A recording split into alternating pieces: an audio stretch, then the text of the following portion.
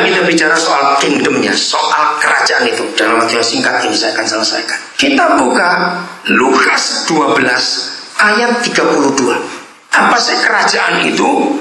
Akhir-akhir ini kita saudara pasti sering dengar kingdom, betul gak? Khotbah soal kerajaan. Maaf ya saudara, maaf. Hari ini saya akan bongkar pikiran kita semua bahwa 100% gereja manapun, pendeta manapun yang mengajar dan khotbah soal kingdom tidak pernah lengkap, saudara. Bicara kerajaan itu artinya bicara otoritas, betul. Bicara kerajaan berarti ada seorang pemimpin, yaitu raja. Tapi mengapa semua orang yang bicara kingdom atau kerajaan tidak pernah bicara rakyatnya itu mana? Betul tidak? Ayo jujur, bicara kita jadi raja, wah jadi raja, khotbah yang ada kingdom, semuanya kingdom minded, kingdom apa saja, betul, karena Alkitab ngomong begitu, tapi nggak pernah lengkap kalau nggak ada yang kita pimpin, kita atur dalam hidup kita. Nggak amin sih, betul tidak? Nah, jadi bagian pertama tadi itu saya ajak saudara bicara tentang rakyat yang kita harus pimpin, ya orang-orang itu, betul tidak? Maka itu hari ini kita harus lengkap kalau bicara soal kingdom. Lukas 22 ayat 32. Mas 12 betul-betul saya salah. Janganlah takut hai siapa. Ayo baca, hai siapa? Kamu kawanan kecil, karena Bapamu telah berkenan memberikan kita apanya? Nggak main-main, saudara. Kerajaannya diberikan. Ayo kita lihat monarki Inggris. Susah atau gampang Ratu Elizabeth II menyerahkan tahtanya ke Pangeran Charles? Susah atau tidak? Padahal itu cuma boneka saja. Tapi nggak segampang itu dia nyerahkan ke anak sulungnya itu. Lihat di Bali masih ada berapa kerajaan? Kelungkung masih ada ya? Karangasem masih ada, dan banyak lagi. Tidak segampang itu menyerahkan kepada anak yang berikut. Heran tidak melihat ayat ini.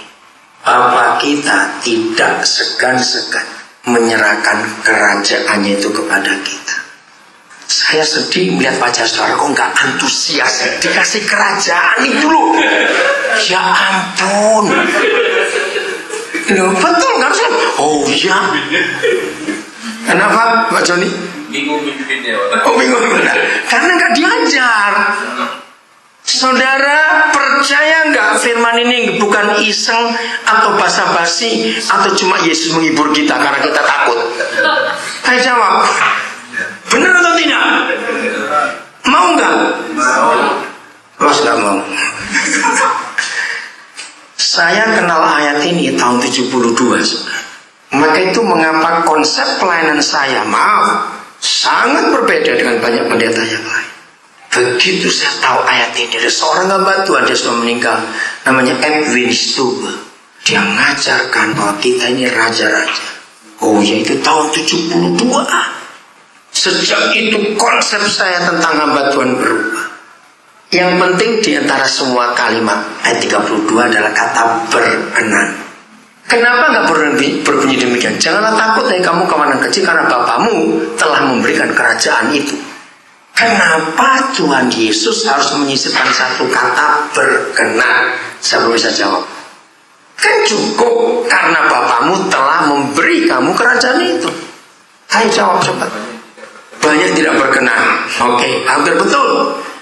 Siapa lagi? Tidak rela. Nah, kalau nggak ada kata berkenan, kita masih ragu-ragu. Nggak rela. Oke, gini aja lah. Sedekat-dekatnya saudara dengan Gubernur Bali. Siapa Gubernur Bali sekarang? Pak Mangku Pastika. Sedekat-dekatnya saudara dengan Gubernur Bali Bapak Mangku Pastika, dekat sekali. Mungkinkah suatu hari Pak Gubernur Bali bilang, tolong gantikan aku seminggu saja? Nah ya saya tanya kepada saudara, mungkin nggak? Atau 3 hari jadi gubernur dulu mau pergi? Nggak segampang itu, saudara. Nah ini yang saya heran. Saudara sudah jawab tadi, ini bukan bukan main-main. Saya tanya lagi, Yesus main-main nggak ngomong ini? Tidak. Kalau begitu, secara de jure, tahu kata itu ya? Sudah atau belum? Hitam di atas putih sudah atau belum? Sudah. Ini masalahnya, de factonya belum. Karena kita masih mikir-mikir. Kemarin Thailand punya Perdana Menteri baru. Dan ini Perdana Menteri perempuan pertama. Tapi dia belum berkuasa. Karena dia belum dilantik. Bahkan masih pro kontra. Bukan karena jumlah suara. Tapi saya lupa, Yingluck tahu siapa namanya. Dia sudah berhak gak jadi Perdana Menteri? Berhak sudah atau belum? Sudah. Karena dia sudah menang. Nah, mulai hari ini saudara yang berkata saya, maaf bukan saya sombong, saya sudah melakukan tugas saya dengan otoritas kerajaan itu. Maka itu Tuhan mempercayakan saya begitu banyak orang untuk saya urus. Jadi saudara, sejak tahun 70-an saya itu sudah terbiasa memberi makan orang. Saya sudah terbiasa ngurus orang. Saya sudah terbiasa. Gara-gara ayat ini saya sadar siapa saya. Pengkhotbah 10 ayat 16 mulai, lihat ini. Kalau kita itu punya otoritas raja, kita harus apa?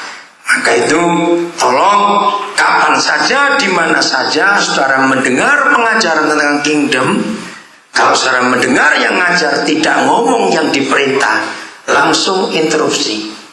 Tolong ajari kami siapa yang kami urus. Amin kan, cepat. Lu enggak ya? Kalau enggak, raja apaan? Raja apa? Raja Lenong. Raja Lenong, kasihan betul. Pengkhotbah 10 ayat 16. Jadi harus ada yang kita urus. Jadi dalam bisnis tadi saya bilang, muaranya kemana? Kata wahai, terjemahan lama itu celaka. Celakalah engkau tanah atau negeri, itu istilahnya. Kalau siapamu, rajamu seorang kanak-kanak. Apa ciri kanak-kanak? Pemimpin-pemimpinmu pagi-pagi sudah makan. Saya pertama belajar ayat ini, saya tuh protes, Papa, apa yang salah orang makan pagi-pagi? Betul nggak? Kenapa dimarahi? Saya bingung bukan? Nah, ayat 17-nya itu menyadarkan saya. Berbahagialah engkau tanah atau negeri, kalau rajamu seorang yang berasal dari kaum pemuka atau bangsawan, dan pemimpin-pemimpinmu makan pada waktunya dalam keperkasaan dan bukan dalam kemabukan. Saya kaget. Saya istri saya nggak di sini, saudara bisa tanya dia. Satu-satunya doa yang saya tidak pernah untuk saya ucapkan setiap pagi sejak tahun 70-an yang lalu adalah kata ini. Apa siapa yang saya harus berkati hari ini? Itu kalimat gak pernah berhenti sampai hari ini. Siapa yang hari ini saya harus beri makan, siapa harus saya berkati? Sampai hari ini, saudara.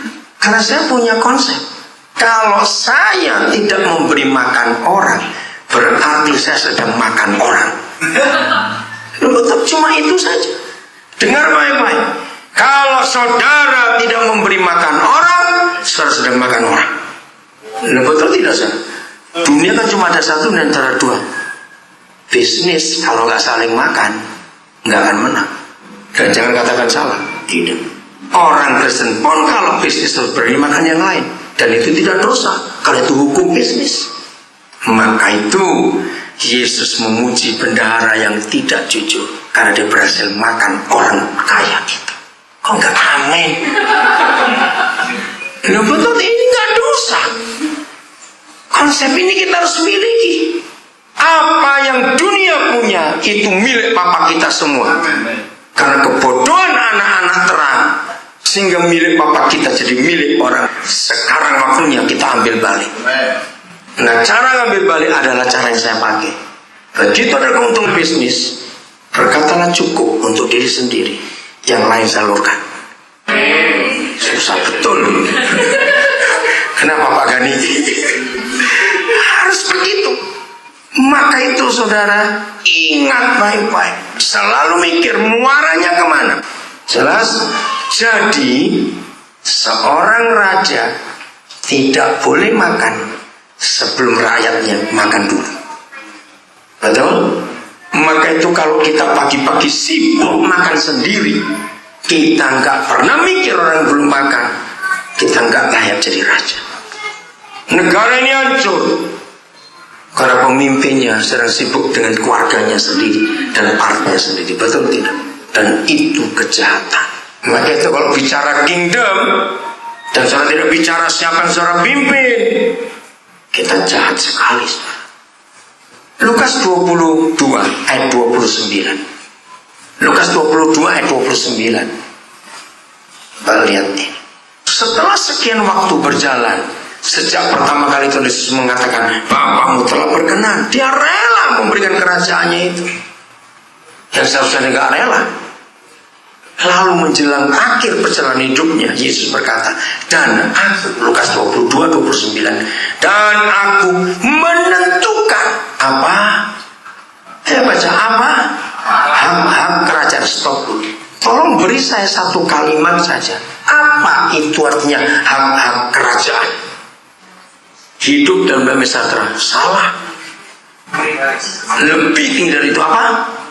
Memerintah. Punya otoritas. Banyak raja di dunia nggak punya otoritas karena cuma hierarki yang apa istilahnya, seperti kerajaan Inggris, seperti Kaisar Jepang, betul? Nggak ada kekuasaan. Dan lihat, Yesus berkata kepada gerejanya di dunia ini bahwa Dia menentukan hak kerajaan bagi siapa? Kita. Ayo baca kalimat berikut supaya saudara sadar. 1, 2, 3. Sama seperti Bapakku menentukannya bagiku. Saya minta saudara jawab jujur. Sudah atau akan? Kedua pertanyaannya. Ini jelas sudah, karena sudah. Pertanyaan kedua, faktanya. Kita sudah menggunakan hak kerajaan itu belum? Nah, ini yang salah. Kenapa kita nggak menggunakan hak kerajaan yang ditentukan sama oleh Bapa kepada Yesus? Dahsyat, saudara. Coba bayangkan kalau 2% saja dari jumlah orang Kristen di Indonesia melakukan ayat ini. 2% saja. Wajah Indonesia berubah tidak, saudara? Jawab coba, berubah tidak? Ini nggak main-main, saudara. Maka itu mulai hari ini yang sudah terlalu sering dengan kata kingdom, pengajaran kingdom. Sampai satu hari saya di satu kota, saya lupa. Karena begitu terpesonanya orang Kristen itu mendengar pengajaran kingdom, dia buka steak namanya kingdom steak. Ya ampun. Terus saya tanya, kenapa kamu beri nama kingdom? Saya baru pulang dari Jogja, saya ikut seminar tentang kingdom. Dan saya ingin steak saya itu betul-betul hebat seperti kerajaan itulah. Sudah salah lagi. Padahal bukan itu maksudnya. Betul tidak? Kalau kita punya otoritas raja, pimpinlah orang-orang di sekitar kita. Amin. Ayomi mereka. Betul gak? Itu raja. Ingat dongeng-dongeng zaman dulu. Kapan ada seorang raja disayang rakyatnya? Kalau rajanya bagaimana? Bijaksana, cinta rakyatnya. Saudara, maka itu sudah waktunya hentikan memberi perpuluhan kepada pendeta kaya dalam nama Yesus. Kok nggak amin? Hentikan, jangan dibodohi oleh mereka itu lagi yang kurang ajar, rakusnya luar biasa. Ngeri, saudara. Kita harus kembali pada firman supaya bangsa ini betul-betul diberkati luar biasa. Nggak usah dibuka ayatnya, tapi kita tahu. Coba doa Bapa kami di surga, terus dikuduskan namamu, datang kerajaanmu, saya dilakukan stop dulu. Nah, kalimat berikut terjemahnya sangat salah. Setelah kalimat jadilah kehendakmu, itu yang betul adalah supaya bumi jadi seperti surga. Bukan jadilah kehendakmu di bumi seperti di surga. Itu salah. Datanglah, ingat ya, ada apa kalau kerajaannya datang? Berarti ada raja-raja di bumi. Siapa raja-rajanya itu? Kita. Maka itu kalau kita doa Bapa kami, jangan cuma Bapa kami gitu aja latah. Artinya itu dalam. Begitu kalimat itu selesai, supaya bumi jadi seperti surga, ada kalimat apa? Ini gak banyak dilupakan. Ayo kalimat apa? Masa lupa? Nah yang kuat. Setelah itu berilah kami makan pada hari ini makanan. Saudara tahu gak artinya? Jadi di mana ada kerajaannya, maka tidak boleh ada orang lapar di situ. Katakan amin. Di mana ada kerajaannya, maka tidak boleh ada orang lapar. Karena ada raja-raja yang berdaulat di tempat itu, yang mengasihi orang banyak, rakyatnya itu. Ini nggak pernah diajarkan oleh semua pengkhotbah tentang kingdom. Kingdom hanya diajarkan supaya kita punya otoritas, kita punya wibawa, kita punya kuasa, hanya untuk ngurusin setan. Supaya setan kita kalahkan. Kekurapan kerajaan, setan kita kalahkan. Kau ngurusin setan yang sudah dikalahkan oleh Tuhan Yesus. Yang kita urusin adalah orang-orang itu. Amin. Jujur, maka itu jangan takut untuk bertambah kaya. Lu gak amin lagi. Tapi ingat muaranya, jangan bomplok dewi, awas. Ingat muaranya. Jangan jadi sungai yang tanggulnya becek. Karena kita serap semuanya air itu. Lihat ini Wahyu 21. Ada apa kalau kerajaannya ada di bumi itu, saudara? Sungguh luar biasa. Mulai 2 ya, kan yang gereja. Dan aku melihat kota yang kudus, Yerusalem yang baru, turun dari surga, dari Tuhan, yang berhias bagaikan pengantin perempuan yang berdandan untuk suaminya. Walaupun pewahyuan itu, Yohanes lihat itu kota yang kudus, tapi karena buntutnya pengantin perempuan yang berdandan untuk suami. Berarti ini siapa? Ayo, siapa ini? Pengantin perempuan itu loh, siapa? Aduh, susah bener. Gereja. Jadi gereja yang benar itu turunnya dari surga, bukan dari kantor sinode. Cara itu baik-baik. Gereja yang benar harus turun dari surga dan pakai pola surga. Begitu gereja turun ke bumi, karena aku melihat kota yang kudus turun dari surga. Ayat 3. Lalu aku mendengar suara yang nyaring dari takhta itu. Kapan suara yang nyaring itu terdengar dari takhta itu?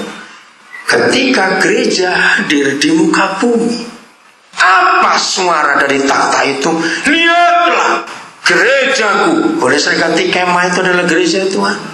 Gerejaku ada di tengah-tengah manusia, dan ia akan diam bersama-sama dengan mereka, sehingga manusia akan menjadi umatnya, dan Yesus Tuhan kita menjadi Tuhan mereka. Jangan stop. Begitu gereja turun ke bumi dan Yesus jadi Tuhan mereka, Bapa di surga menjadi Bapa mereka, mereka jadi umat kesayangannya. Saudara dan saya bukan di mereka itu. Dengarkan. Kenapa kita bukan ada di mereka? Susah sekali jawab. Kenapa? Karena kita gereja itu. Gara-gara ada kita di dunia, maka orang berdosa diselamatkan jadi umat Tuhan. Katakan apa? Dan apa dampaknya? Ayat 4 naik. Ini yang hebat. Kenapa banyak ketua sinode dan pendeta gak ngerti ayat ini? Dan Yesus bersama dengan gerejanya akan apa? Ayo, menghapus segala air mata dari mata mereka, dan mau tidak akan ada lagi. Seterusnya saya nggak usah baca. Saudara, apa yang Tuhan simpulkan di benak saya? Kebenaran ini ketika nyata. Ini tahun 70-an saya dapat ini, saudara. Jadi begini, di mana ada gereja yang sudah menjadi raja di bumi, maka semua orang di sekitar gereja itu harus tidak boleh menangis lagi. Hebat nggak ayat ini, saudara? Maka itu setiap kali saudara dan saya sebagai raja-raja di bumi ini, kalau kita bicara kingdom, maka orang yang ada di sekitar kita nggak boleh menangis lagi. 3 janda tadi menangis karena bingung anak-anaknya mau diapakan. Karena saya hadir untuk mereka, saya hapus air mata mereka. Kamu gak usah nangis lagi mulai hari ini. Aku urus anak-anakmu. Dan saya carikan kerjaan bagi janda itu. Kalau kita semua menjadi pelaku kebenaran itu, saudara, surga penuh dengan orang-orang itu. Amin. Jadi tahu sekarang konsep kingdom dan bisnis. Bagian terakhir, jangan pernah takut. Lukas 14, mulai ayat yang ke-15. 2 bagian saya akan sampaikan untuk penutup. Lukas 14 mulai 15. Mulai 14-nya dulu sobat. Ya 15. Mendengar itu berkatalah seorang dari tamu-tamu itu kepada Yesus, berbahagialah orang yang akan dijamu dalam kerajaan Tuhan. Tapi Yesus berkata kepadanya, ada seorang mengadakan perjamuan besar, terus, dan ia mengundang banyak orang. Jadi saudara dan saya harus selalu punya pesta untuk orang-orang itu. Menjelang perjamuan itu dimulai, ia menyuruh hambanya mengatakan kepada para undangan, marilah sebab salah satu saya siap. Terus, tetapi mereka bersama-sama meminta maaf. Yang pertama berkata kepadanya, aku telah membeli ladang dan aku harus pergi mencelihatnya, aku minta dimaafkan. Yang lain berkata, aku telah membeli 5 pasang lembu kebiri dan harus pergi mencobanya, aku minta dimaafkan. Yang ketiga, yang lain lagi berkata, aku baru kawin dan karena itu aku tidak dapat datang. Maka kembalilah hamba itu dan menyampaikan semua pesan, mana tadi, semuanya itu kepada tuannya. Lalu murkalah tuan rumah itu dan berkata kepada hambanya, pergilah dengan segera ke segala jalan dan lorong kota dan bawalah kemari 1 orang apa? Miskin, 2 orang-orang cacat, 3 orang-orang buta, 4 orang-orang lumpuh. Dengan undangan yang pertama itu orang berduit, itu orang-orang kaya. Ternyata mereka menolak. Ya karena mereka bisa makan sendiri. Tapi siapa yang makan makanan sebanyak ini? Yesus menyuruh hamba-hambanya kemana? Baca. Ke semua jalan dan lorong kota. Bawalah 4 kelompok orang. Saya tanya kepada saudara, di negara manapun, mau Jepang, mau Amerika, mau Eropa, ternyata negara-negara kaya sekalipun, 4 kelompok ini tetap jadi jumlah penduduk terbesar di negara manapun. Betul tidak? Nah sekarang kalau kita pakai hukum Kristus, bukan hukum sosiologi. Tadi saya ngomong pakai hukum sosial. Pasti di negara manapun, sekaya apapun negara itu, maka 4 kelompok orang yang tetap lebih banyak jumlahnya daripada yang kaya. Koran tadi pagi media Indonesia, saya baca sensus terakhir, kaget saya. Ternyata Indonesia sudah berpenduduk 241 juta. Saya kaget, sebanyak ini 241 juta. Hari-hari ini saya lagi mendorong beberapa orang, saya nggak sempat, tapi saya dorong untuk menangani anak-anak autis. Saya misalnya dengan bahwa penyakit ini makin gila sekarang, merusak anak-anak. Ngeri autis ini sekarang. Biayanya mahal, bos. Kemarin saya baru ada rapat di daerah Sukabumi untuk mendorong mereka cepat buat penanganan anak autis. Kasihan. Marah saya pada setan. Kenapa kamu begitu? Gereja harus bertindak dengan cepat. Nah, orang miskin itu tidak harus orang yang gak punya uang dan gak bisa makan. Tidak. Orang miskin bagi Tuhan artinya luas, saudara. Ada orang kaya duit, hampir tiap bulan bisa keluar negeri, tapi miskin ngantuk. Artinya apa? Nah, itu miskin juga. Ada orang kaya duit, tapi miskin sehat. Artinya apa? Penyakitan. Itu miskin juga. Ada orang rumahnya di Bali 4, di Singapura 1, di Sydney 2 misalnya, yang tinggal pembantunya, tapi miskin sukacita. Untuk senyum baca susah, apalagi tertawa. Pernah ketemu orang seperti itu? Nah, banyak. Itu miskin juga. Jadi kita harus jangkau mereka juga. Amin. Begitu pula orang apa lagi kedua? Orang cacat. Enggak harus yang handicap, lumpuh atau apa, tidak. Banyak orang utuh fisiknya, tapi cacat jiwanya. Betul tidak? Sekarang ini orang krisis identitas, ngeri, saudara. Itu yang kita harus tahu. Banyak orang buta. Apa contohnya orang buta? Bisa lupa istrinya yang mana, ngelihat orang lain dikira istrinya. Nah, kan buta bukan? Maka itu kalau kita lihat ayat ini, kita harus tahu, enggak secara hurufiah saja. Banyak orang lumpuh. Bukan fisiknya, jiwanya lumpuh, enggak bisa kemana-mana. Tapi lumpuh yang dimaksud di sini, lumpuh secara mental, secara jiwa itu parah. Dan itulah tugas gereja sebagai raja. Amin. Terus ayat 22. Kemudian apa itu? Melaporkan, Tuhan, apa yang Tuhan perintahkan itu sudah dilaksanakan. Tetapi sekalipun demikian masih ada tempat. Wow. Apa yang saudara mikir? Begitu tahu semua jalan lorong dipaksa orang masuk, sudah masih ada tempat. Saya mikir, berapa besar rumah orang itu? Berapa banyak masakan untuk pestanya? Betul? Yang terakhir 24. Maaf, 23. Lalu kata Tuhan itu kepada hambanya, pergilah ke semua jalan dan lintasan. Dan ini yang saya kagum. Apa? Paksalah orang-orang yang ada di situ masuk. Ayo baca sama-sama kalimat terakhir. 1, 2, 3. Karena rumahku harus penuh. Kenapa rumahnya harus penuh? Karena kita punya otoritas raja untuk menolong orang-orang itu. Amin. Saudara, biarlah mulai hari ini kita tahu bahwa gak main-main waktu dia memberikan kita otoritas menjadi raja.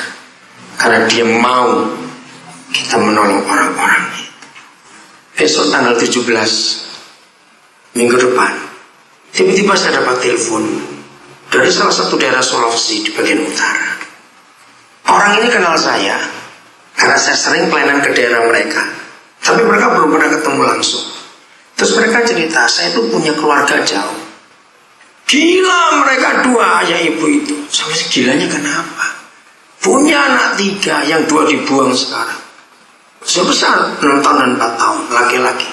Yang ketiga di mana? Saya tanya, dibawa oleh ibunya. Gila juga kata. Kami gak bisa ngurus. Bukan dia yang telepon keluarga itu gak bisa ngurus. Ya udah, saya itu kalau dikasih anak saya pasti terima, gak akan saya tolak. Kami bisa berunding semuanya, ternyata nggak ada surat lahir, belum sekolah. Akhirnya saya janjian, kapan bisa ketemu? Mereka bisa ketemu nanti tanggal 17 di Makassar. Baik, saya kenal ke Makassar untuk jemput anak itu. Tuhan berkati kami rumah yang cukup banyak untuk anak itu bisa tinggal. Saudara, jiwa itu berharga di hadapan Tuhan. Katakanlah, kita harus urus mereka. 2 hari yang lalu saya dapat telepon satu dari Aceh. Ada seorang ibu yang menangis telepon. Saya tanya, ibu tahu telepon saya dari mana? Dari Pendeta Indra di Medan. Oh iya, saya kenal. Kenapa? Dia nangis karena saya yang bungsu ada di Polsek Cempaka Putih. Dia ditangkap karena narkoba. Dia gak ada bapaknya. Bapaknya meninggal di umur 3 tahun. Saya titipkan ke omnya. Ternyata dia itu kena narkoba. Baik, saya akan urus anak itu. Saya kontak salah satu anak saya yang punya koneksi ke polisi itu. Coba cek anak itu, bagaimana kasusnya. Saya belum dapat kabar karena baru 2 hari lalu. Itu jam 3 sore. Jam 10 malam saya dapat telepon lagi dari daerah Serpong, tapi yang pinggir, saya lupa dekat apa itu istilahnya. Apa itu daerahnya, saya enggak ingat. Ya bukan, yang di luarnya. Bukan terlalu jauh, ya dekat situ. Nah, ya. Nah, terus ini seorang ibu yang kerjanya cuma nyuci pakaian tetangga-tetangga. Dia bilang anaknya di penjara di daerah Bogor karena sebuah kasus kriminal. Ada anak kami di Bogor punya pelayanan anak jalanan. Saya suruh ngecek, coba cek anak ini. Apa kasusnya? Saudara, ayo kita buat untuk menyatakan otoritas raja kepada banyak orang. Katakan amin. Jangan takut, saudara, jangan takut untuk kita berperang. Karena rumah Yesus harus penuh. Siapa rumah Yesus? Ayo, bukan gereja. Salah banyak pendeta menafsirkan gereja harus penuh. Salah.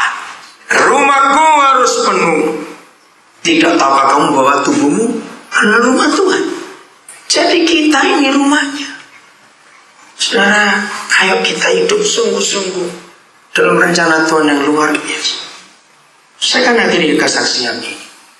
Sebetulnya saya tidak rencana ke Timika malam ini. Karena saya cuma kesini, besok saya mesti ke Jakarta. Sebab besok saya harus memimpin retreat di Puncak, di Via Renata.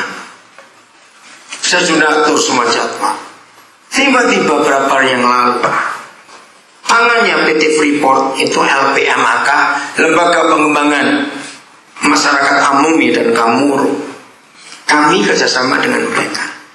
Tahun 2006 yang lalu, mereka datang ke tempat kami di Nabire, 4 orang utusannya.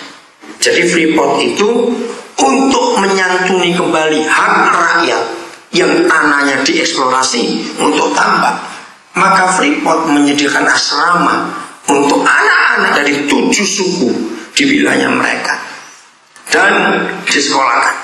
Nah, mereka itu sudah punya asrama itu 21 tahun. Sudah berganti-ganti pengurus, nggak ada yang betah. Ngurus anak Papua nggak gampang. Mereka waktu itu sewa losmen sampai hancur losmen itu. Setelah dipakai 17 tahun, Freeport terus bangun baru. Nah, bersama bangun baru itu tahun 2003 mereka bangun asrama sendiri. Cukup mewah, saudara, cukup besar. Hampir 200 tempat tidur dan fasilitas yang sangat mewah. Air minuman saja langsung di keran bisa diminum. Hebat sekali. Nah, ketika mereka akan menyerahkan itu, mereka sudah ketemu 4 yayasan. 1 di Manado, 1 di Semarang, 2 di Papua. Salah seorang misionaris yang kerja dengan Freeport, karena ini orang Amerika bisa 5 bahasa suku dari 7 suku itu, namanya John Katz, dipakai betul oleh Freeport. Tapi dia misionaris.